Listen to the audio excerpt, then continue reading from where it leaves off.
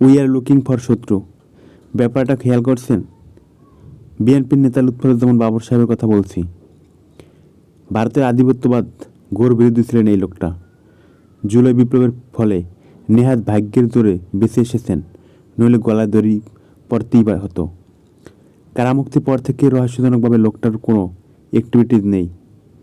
যে ভারতীয় ষড়যন্ত্রের কারণে লোকটার জীবন যৌবন বড় একটা সময় কারাগারে চলে গেল, সেই লোকটা আজ বাংলাদেশের চলমান রাজনৈতিক টলমল পরিস্থিতিতে একেবারে চুপ।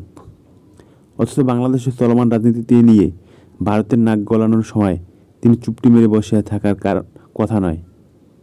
একজন প্রভাবশালী নেতা জেলে ফাঁসির দড়ির অপেক্ষা করছেন। ফেসিবাদের ফলে সেই নেতাকে নিয়ে বিএনপির তেমন কোনো মাথা ব্যথা দেখা দেয়নি। এখন মুক্তির পর সেই লোকটাকে মিউট করে রাখা হয়েছে, আর ডিসপ্লেতে শো হয়েছে সালাউদ্দিন সাহেবকে।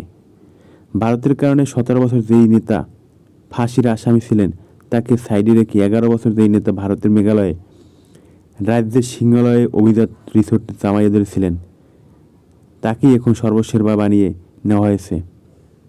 এই সমীকরণটা বুঝে নিলে খুবই সহজেই বোঝা যায় আসবে জাতীয় নিরাপত্তা উপদেষ্টা ভারতীয় আধিপত্যের ঘোর বিরোধী ডক্টর খলিলুর রহমানকে নিয়ে বিএনপির কেন এত মাথাব্যথা, কেন এত আপত্তি?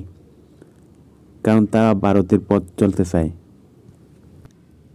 কারণ যারাই ভারত বিরোধী তাদের কি এক সাইড করে রাখছে বিএনপি। কারণ স্বৈরাচারের মতো বিএনপিও ভারতের হাত ধরে চলতেছে, ভারতের হাত ধরেই তাদের পথ চলা।